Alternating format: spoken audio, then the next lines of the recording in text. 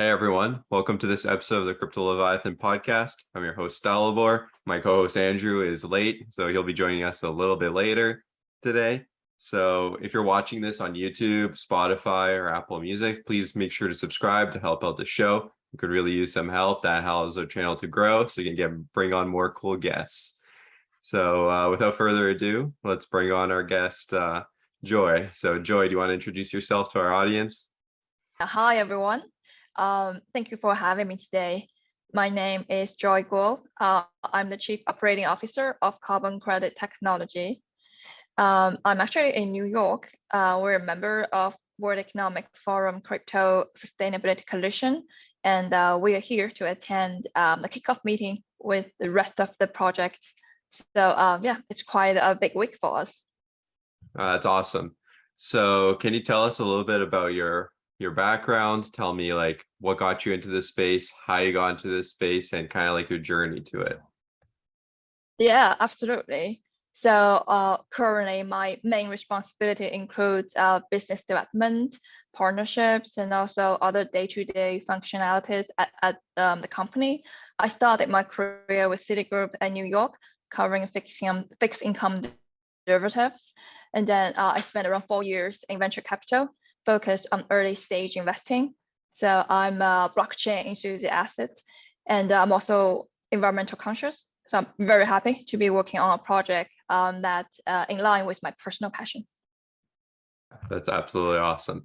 So do you want to tell us a little bit about how the current carbon market works? Not about your project specifically, just so people understand how currently the system's set up. Yeah, absolutely. So the current carbon market includes two separate markets. One is the compliance market, which is driven and regulated by governments, international organizations, and with the biggest one, the EU ETS, European Union emission trading system. Then a lot of countries, well, not a lot, a few countries also have their own trading system, such as Australia, US also have its own carbon trading system, although still quite small at the moment. Then India recently announced China has market trading. So yeah, so that's sort of the government-driven compliance market. In terms of market size, compliance market represents over 90%, so 90% of the market size. And then we have voluntary carbon market, which is driven by private sector players. So this encompasses all activities that not contributed to reduction of compliance carbon emission. And this can be, let's say, forestation projects in Australia, Africa. It can be a water waste management project, can be a wind project. So I think although voluntary carbon market is relatively small, but it's it contributes huge to development of clean technology, clean technology, let's say. Awesome. So can you explain to me what is the actual commodity being traded? Because I think that's the part that people here struggle to understand. What are we actually trading? What's actually moving? Yeah, so carbon credit from a compliance perspective, it is the permission to pollute issued by government in order to curb the carbon emission by the largest polluters in country, in industry, most often comes from the energy sectors.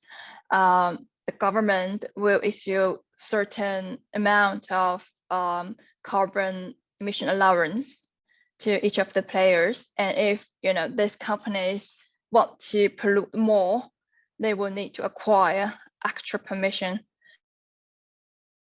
on the market.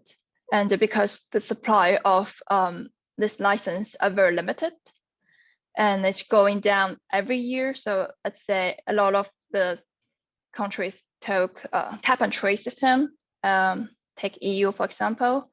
So the total supply of permission to pollute basically is going down every single year, which drives up the price, make it very expensive for the key players to pollute more. So this in turn will drive the adoption of clean energy. So essentially we have, let's say, let's say 1,000 carbon, whatever the metric you use to measure, that's all that the companies are allowed to pollute. And once this is used up, they don't have it anymore. And is there new ones issued every year? Or is it kind of if you don't use it, you lose it type of thing? How does that work? Yeah, so every year, they will set a quota, and that quota is going down every single year. So, the company will get allocated quotas, and then if they want to issue more, they can buy on the secondary market, which is combination of operators and finance players. So yeah. So they basically create an incentive right now for companies to become more green, you get less pollute because all that excess carbon that you have been allocated, now you can sell on the market to people, to other people. So that's how they're creating that financial incentive, right? Is that how I'm understanding? Yeah, exactly. If you pollute less, you can sell your permit to someone else. In that way, yeah, you actually have a financial incentive to do that. Yeah. Awesome. And does this only apply to the energy sector? Like what industries are currently impacted by this? Or is it down to the end customer like me, turning on my furnace to heat myself in the winter? How much of it is impacted right now? Yeah, so there are a few industries covered, not all. And I think they are looking to include more industries, including shipping industry. Because cargo shipping is here to stay, although it consumes a small amount of carbon now. But then, yeah, I think the EU is looking into include that industry as well. So I think the coverage of industries changes every year. But then, the manufacturing, energy, oil and gas, they're definitely there. So right now, what I'm getting at, they're targeting the big players, the big polluters, but they're slowly going to make their way down to other industries over time. Okay. Yeah, exactly. Welcome, Andrew. Sorry, I had a work meeting run late. You know how it is in tech. If something breaks, it's on the developers to fix it. It's always that way. No worries. So now still talking about this carbon because I'm just fascinated by how this works, just because, before we dive into what you're doing. So these credits are traded, and I think you've mentioned each country has their own market. And is there an international way of trading this? So let's say I'm a US based company, their cap and trade. Can I sell it to an EU based company, or is it right now strictly limited to each country, these carbon contracts? Yeah, sure. For EU ETS, they trade EU allowance, European carbon allowance, and EUA is traded globally. So if you're a smaller market, it might be not that liquid and not enabled by international global trade. But for EUA specifically, it's traded globally. What I mean is you can trade its futures in international exchanges. But then the challenge is you have to trade at big blocks. So if you want to access EUA market, you have to be an institutional player. So it's no way for individuals, for people like us, to easily gain exposure to this market. I think that's when we step in. So carbon credit technology, I haven't introduced the company yet, is with the mission to bring the most significant carbon markets on chain. Our token CCT is actually backed by European carbon allowance. The way we do it is we acquire EUA ourselves, and we break it down in the ratio of 1 EUA equals to 1,000 CCT token. Since 1 EUA represents 1 ton of carbon emission, so each CCT token represents 1 kilogram of carbon emission. So in this way, we enable everyone to gain access to this market and contribute their bit to carbon neutrality. So you're basically taking these big packages, let's say these big bundles that are being sold right now in the institutional market, you're breaking it down so retail investors can basically contribute. Yeah, exactly. Okay, so how are you guys determining the value of these coins? So you mentioned that you have a coin tied to this contract. How is that correlated? Is it like a one-to-one correlation, or what? Is it like stable coin? It's not stable coin, so the quantity is fixed. Like I mentioned, so it's one EUA equals to 1,000 CCT. So from a quantity perspective, each token is notionally backed. There is no direct price link, mainly because our token also have other utilities. So it will be the governance token of the CC DAO we're going to launch later, and also going to be a native token of a social games we're developing at the moment, and we're continuing to add more utilities on the token. So because of all this actual utilities of the token, there is no direct linkage. But to answer your question, they are all notionally backed by the EUAs. It's kind of going to be like floating, where you're going to keep a min and max price on the token to make sure it's somewhat related to the value, right? Okay. Absolutely, it won't sort of go completely off the rack. Let's say they will be more or less in line. Yeah. So how can people cash in this? So let's say I have a smaller business and I want to, use some of these carbon credits I've just purchased through. Is there a way I can cash it in right now? Or is it basically, hey, it's just tied to this value? What do you mean by cash in? So let's say I'm a smaller business and I pollute. So let me give you an example. I'm a crypto miner and I need to use these carbon credits to actually, maintain my business. Is there a way I can do that? Or do I still have to go through the institutional method of acquiring these carbon credits? Yeah, so that's definitely, we recently announced a partnership with SideQuest, which is an esports hub based in the UK. Basically, it's the largest esports community in UK, comprised of 60,000 gamers. So we recently formed a partnership with them. So they acquired 50K CCT to offset their 1 year carbon footprint. I think, as we mentioned, there are two types of carbon market. One is compliance and one is voluntary. I think the problem with voluntary market right now is lack of quality control. And it's also hard to access because of fragmentation of the market. So compliance market provide more transparent and sort of trustworthiness. So that's why I think some business chose to work with us to offset their carbon footprint. Got it. So you're really not focusing on the voluntary, you're only focused on compliance because that's the hard, stable, that's the hard, basically, like you said, accurate data that we can hold. We are also looking at voluntary carbon market. I think our goal is to provide complete exposure to the carbon market. So we are developing our second token, which will be a stable coin packed to verified carbon credits. And we are exploring different ways to make this voluntary carbon credit transparent, secure, and do what it says.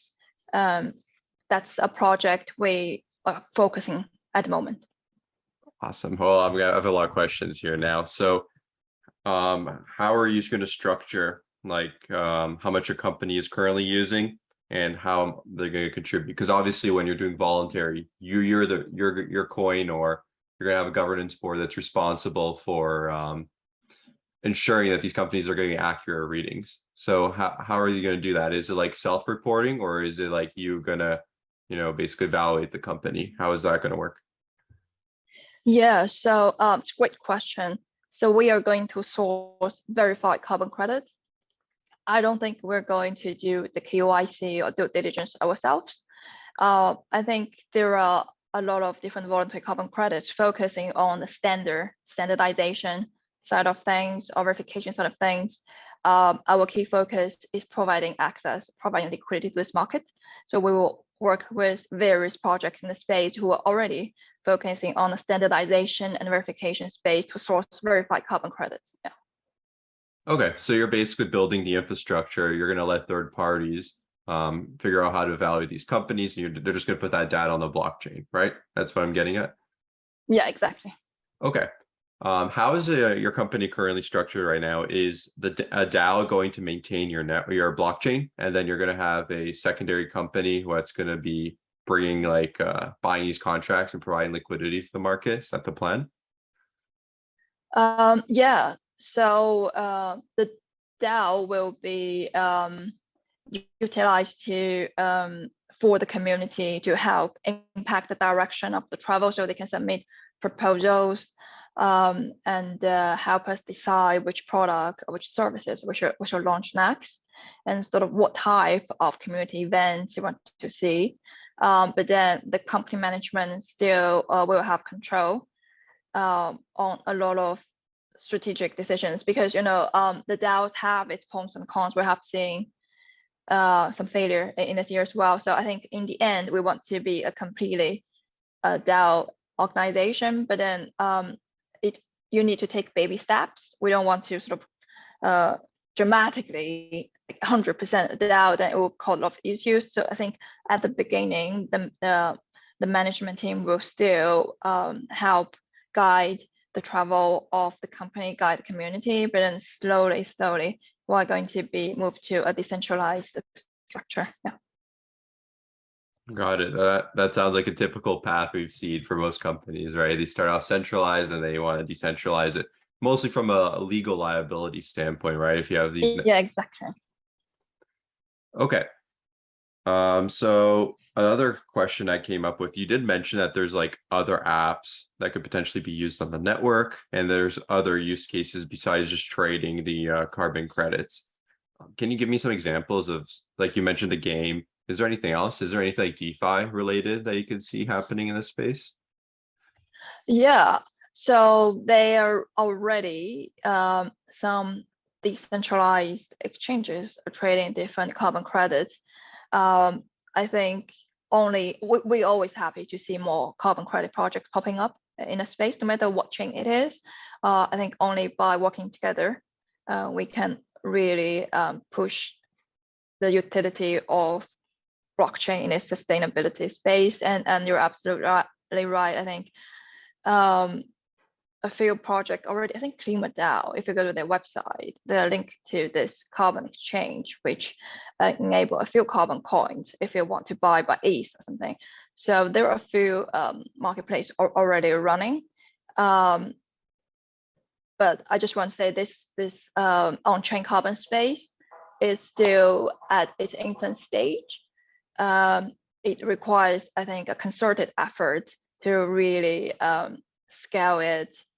I think it requires a lot of discussion among the projects to decide, let's say, what's the best route forward to scale this market together, basically. Do you find that the biggest challenge is from the legal side when doing stuff like this, not the actual technology, or both? The most challenge, just say the biggest challenge is always the non-technical part, I'd say. Working with regulators, working with lawyers. Yeah, so you're absolutely right. We have been speaking with regulators for some time now, and also we hired a lawyer to guide us on obtaining regulatory approval for to become a fully sort of compliant finance firm. Well, to be a fully compliant company going forward, to make sure we can develop the product services we promised or we intend to provide to the community. At the moment, I think it is all a bit gray. I don't think any regulators have a very clear picture themselves, like what they want to do with this space, just given the speed of innovation. So I think we are working with them as well to, I think, sort of the mutual education or mutual, like it's a learning process for both sides, the practitioners and the regulators, to make sure the regulation actually stimulate the innovation, not killing it. And in the meantime, also make sure that the growth is healthy, don't do damage to the existing infrastructure or the existing health of the Web3 economy in general. Yeah. Yeah, we've heard that quite a bit actually lately, that the regulators seem to be the bottleneck for crypto innovation right now, because it's like dealing with a whole team of lawyers, right? And they don't even know what they're doing most of the time. Yeah. So yeah, fingers crossed. I'm sure we will figure something out. It's just a process we need to go through. Yeah. Do you find that they're helpful, the regulators, or are they like are they taking a heavy-handed approach, generally speaking? Do you find them like intrigued in the crypto space, or that they're like confrontational? What do you see right now? I think they're definitely willing to learn more about the space because they know it's going to be here to stay. And they want to talk to the practitioners, want to learn more about the space. But then looking at the current macro environment, we can all see how many things they have on their plate. So I think the current microclimate actually probably puts sort of the crypto regulation to the back seat at the moment. But then from my perspective, I think they're always keen to learn about what's going on in the space. They want to work with the projects and the developers to arrive at the right regulation. Yeah. Yeah. Because like we've definitely seen, like at least in Canada, they took a little bit of a heavy-handed approach when it comes to crypto. They passed some rules like limiting transactions to $1,000, limiting how much crypto you can purchase every year. So that's why we're wondering, is it like that in every jurisdiction? But it looks like to you, you're not seeing that happen as well, which is a good thing. Yeah, it's so I think we are waiting for more clarity on the regulation in the UK. So it has been delayed. I haven't seen any more guidance coming out. But then I do saw the news from Canada. It was quite a big surprise. Yeah, we haven't seen that in Europe yet. Fingers crossed.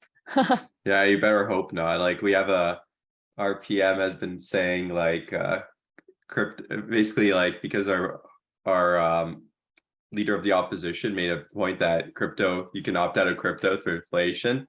So now our PM is using that as a punchline. So it's making crypto look fairly bad in Canada, which is very unfortunate. Yeah, I know. Yeah, I think we have a lot more headwinds these days rather than tailwinds. Yeah. I think we just need to sit tight and brace impact. So you mentioned a little bit about the macro environment.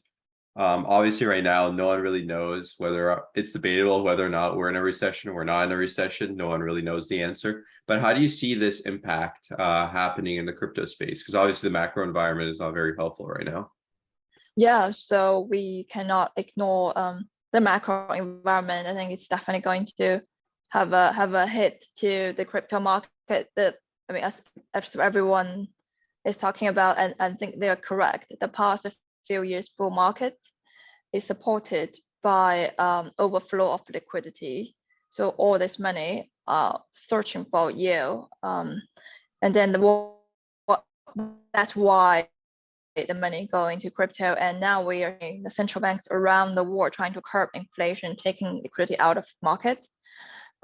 So I do think with the liquidity leaving the system, the market is going to take a hit. My view is we're not at the bottom yet with the macro market. Let's say the US equity continue to head down because of the hawkish stand of Federal Reserve. We will probably go with the macroeconomic environment for a bit. But then there's also saying, the best time to build is in the bear market. So I think for the project that can survive this 18 months, they will come up really strong in the next bull. So I think for us as well, I think going through this period, most important thing is manage your cash flow. Make sure we have enough cash reserve to sustain the next, let's say, 12, 18 months, and also don't lose focus, still keep on to do what we're set out to do, to develop the product services. I think for the projects that are lucky enough to have the cash to continue to build, they will come up on top in the next bull cycle. Awesome. Well, I'm going to ask because inherently carbon credits and like energy policy is a political issue, but I'm not going to talk about politics here. I'm just going to talk about the impact of, Russian gas shutdowns to Europe. How do you see this impacting carbon credits? Do you see them becoming more valuable, more scarce, or do you think companies and people are just going to, start burning wood if they can't if gasoline or natural gas becomes too expensive? Because that's definitely a concern right now, many people.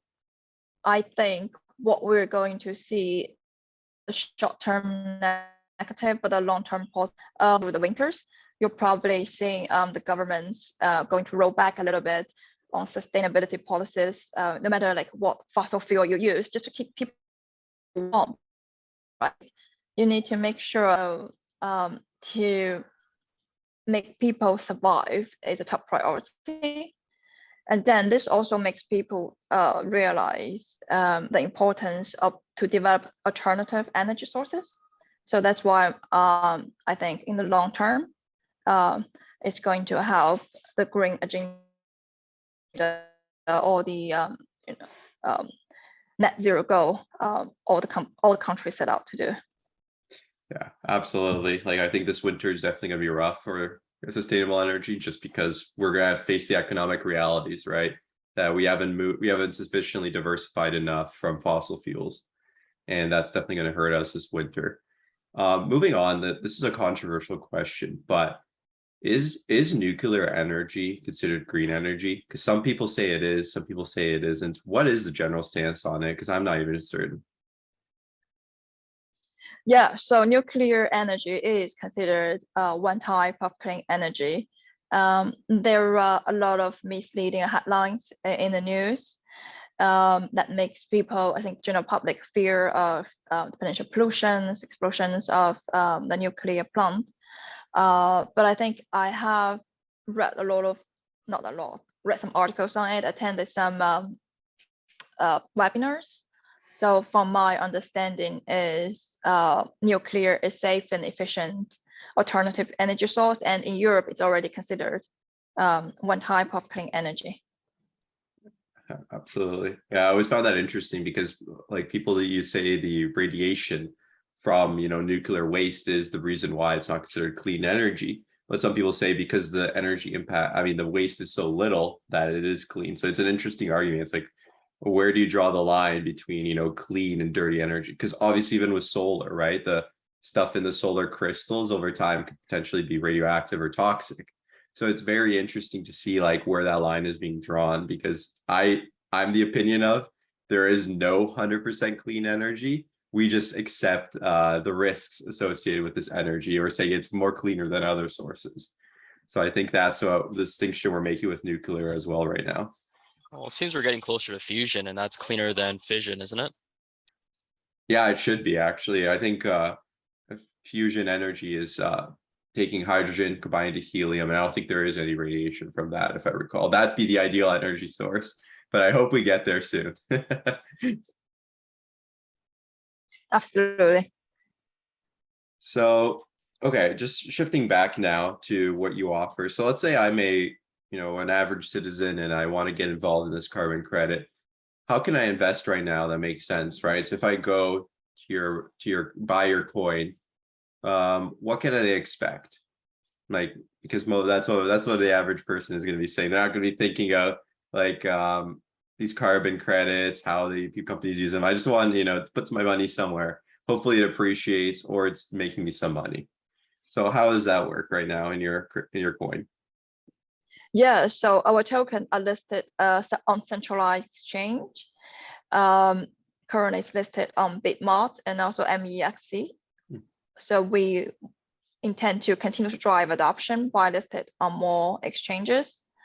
So I think we have announcement to follow shortly. And also, aside of investing tokens, we're also developing a game, as I mentioned, which will educate our community about other activities or other actions you can take on a daily basis to reduce your carbon footprint. And I think there are other projects in the ecosystem doing different things, such as, Climate Collective, or Climate DAO, or Token Protocol. So they all work on different aspects of market. So some of them work with for nature-based projects directly to help them onboard the forestation data, their carbon credit creation data on chain, to help them verify using blockchain technology, let's say. So I think for average investor, or for people like us, if you want to get involved, I think the simplest way maybe just to purchase our token or some other carbon credit tokens on exchanges. And then if you want to learn more, get more involved, obviously you can join some of the climate DAOs, some of the climate communities, and to get sort of more sustainability knowledge, and then to learn other ways you can do to help the earth, help the environment. Awesome. So I know you mentioned these contracts are signed every year, right? A certain amount. So let's say I buy one of these tokens on your network. Do you replenish that contract every year? That way that if I buy this token, it's tied to a new contract? Or I know you said it's notional value, it's not directly tied, but so is this supposed to appreciate over time just because there'll be less of these, but you own one of them? So that's the way over time investors will benefit. Am I right to assume that? So for EUA, the certificate itself doesn't have expiration date. So we do not need to sort of constantly replenish our inventory, let's say. The way we balance the supply and demand is we can buy and sell the certificate in the market to impact our circulation supply. But then to answer your question, for certificate themselves, there's no expiration date. So. Got it. So is there a limited supply of tokens you issue? So let's say you issue, 1,000 tokens, that makes up one contract. If there's a rush of demand and the price spikes too high, do you just buy more? And that way, how does that work? Like, how do you make sure that this value is like correlated? Yeah, so what we would do is we will acquire more inventory, acquire more certificate, and issue more tokens into circulation. In that way, we bring down the price, and vice versa. If the price dropped too deep, what we can do is we will sell the certificate and buy back our token. So we will regulate our token prices that way. Got it. So I'm just trying to think of then, how would an individual token I own over time appreciate in value, or would it stay more along within the range? It will. So our view on this market is it will go up in value. Various research reports point to 100% to 200% appreciation. Depends on how the research analysts look at the things. But the general consensus is the carbon credit price now is too low. It's not enough to incentivize the large polluters, large operators to invest in alternative energy. Therefore, for us to reach the carbon neutrality goal by 2050, we need the carbon credit prices to go up a lot more. So to incentivize, the largest polluters to really go to alternative energy. So by various measures, that we are confident our investors will be able to gain exposure to the long-term appreciation of this asset class, basically. Got it. That makes sense to me. If there's less supply, then you have to buy at a higher price. That means the tokens now need to be more expensive because they're tied to the value of the contract. Okay, that perfectly makes sense to me. So I'm going to ask again a little tricky question, since this carbon neutrality goal needs to be obviously a global initiative, because if it's not, we're going to get situations like where, like Canada, the United States, European Union implement policies that, are very green, try to protect the environment. But then we're going to get other countries in the world will be like, hey, we can make some money by not implementing this. So you don't need to answer this question, but how do you manage that? How do you ensure that we're actually moving towards less carbon emissions, not just exporting it to countries that don't have these regulations? Yeah, I don't think that's a question I can answer. Yeah, I know that, but I'm just wanting your thoughts on that. If you Yeah, I think that's required coordination. First of all, for EU, they have a CBAM, so cross-border adjustment mechanism. So there are huge price difference, let's say, between China and EU. I think China probably $9, and EU is probably $90. Now it's $70, but still, it's a huge difference. But then if a Chinese company wants to the EU or wants to be to the same level, ask the EU partner. So there's no way you can do the price arbitrage. I think we will see adoption of such policies maybe in other markets as well, just to bring the carbon price at the same level. But at the moment, I think the price range of different international markets are really, really wide. And then they're not really talking. Let's say you cannot exchange your Australian carbon credit to Chinese carbon credit to Indian carbon credit. But then I'm sure as we see more sort of carbon credit trading market pop up around the world, they need to talk to each other at some point. Maybe it's a cross-border adjustment scheme, like EU is doing maybe something else. But I definitely think it's going to happen. This is why I wanted to ask this question, because it brings up to a brilliant point. So let's say you mentioned like the Indian market has their own carbon credits, they're worth something. The EU's are worth more because it's the EU, they have more environmental regulations, so they can pollute, they have less carbon credits circulating. So is there going to be also like a mechanism for maybe your crypto coin or others that you can actually trade amongst these, so I can convert to different countries? Is that something you plan to do, or is that too far ahead? Yeah, maybe that's actually a really good product idea, right? So we can definitely look into that to yeah. So I think what we can do, maybe provide a basket of exposure, or provide sort of the trading pairs which allow you to what you propose. Yeah, I think that would be a quite interesting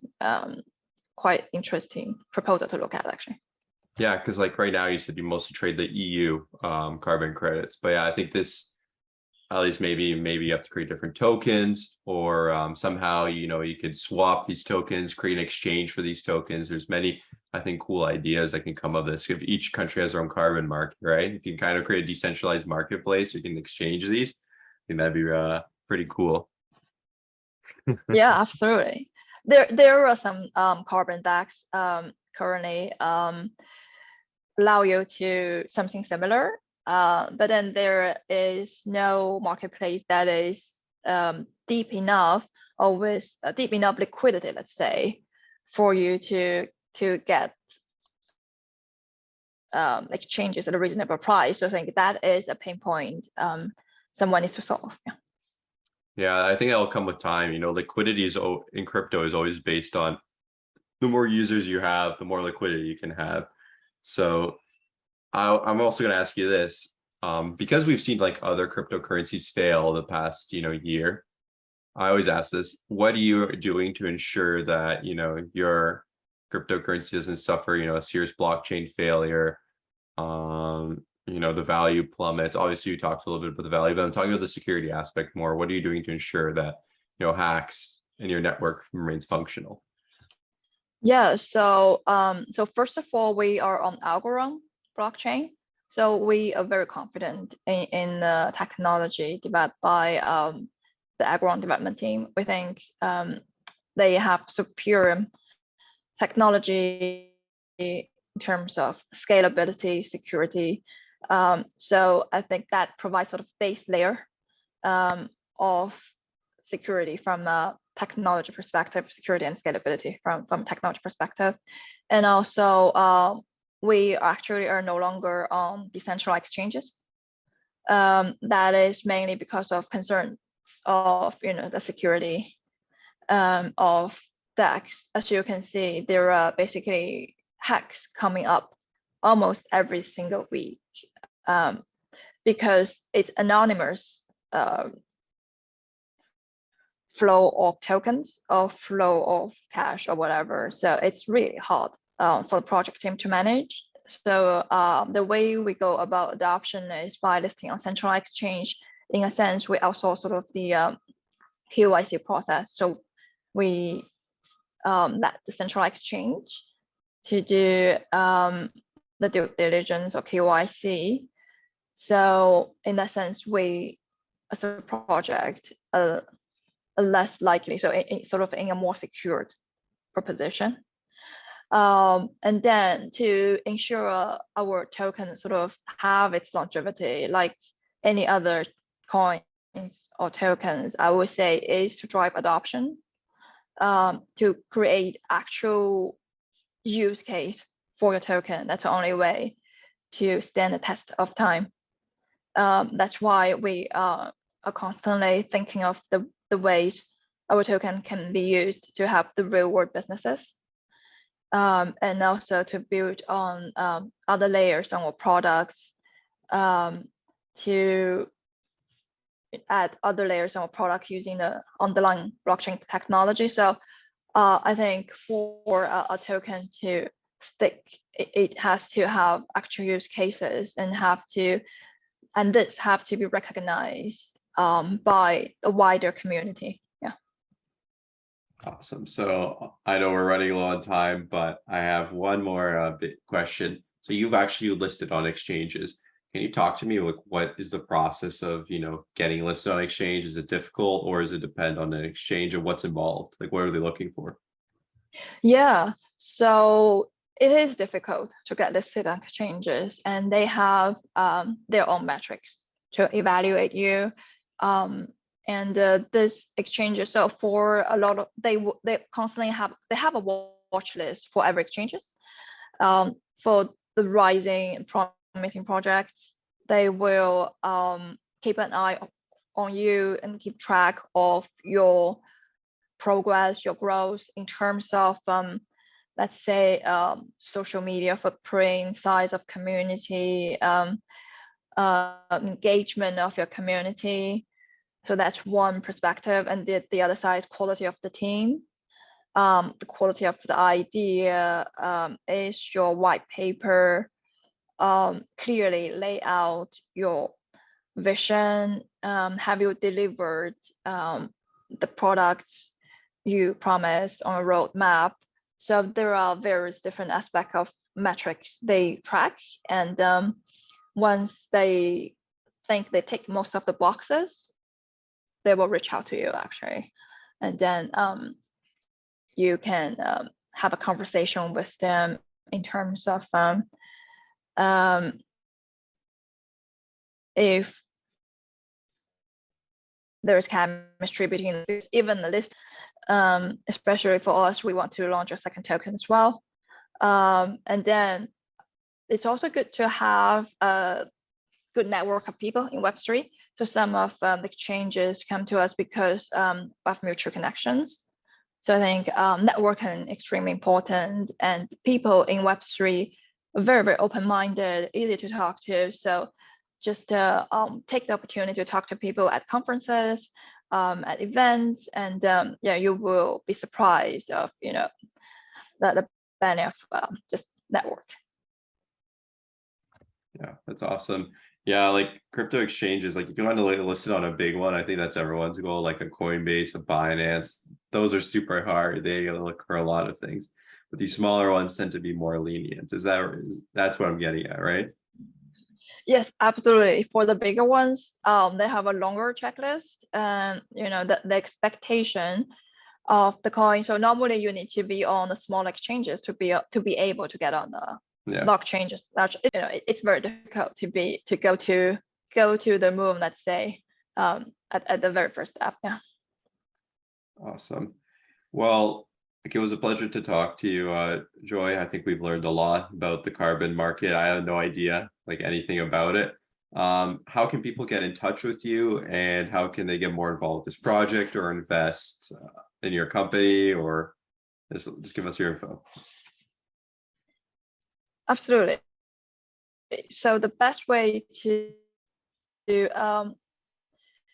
keeping us is to follow us under. Our Twitter handle is CC Token HQ. You can also visit our website at cct.co. We run a bi-weekly newsletter. So while you are there, please feel free to sign up to our newsletter. Awesome. All right. Well, thank you very much for coming on. I'm sure we'll be in touch because I'm actually interested in this space. Maybe I'll buy one or two of your coins and try that out. I'm sure Andrew will do the same. So best of luck, and we'll see you guys at the next podcast. Take care.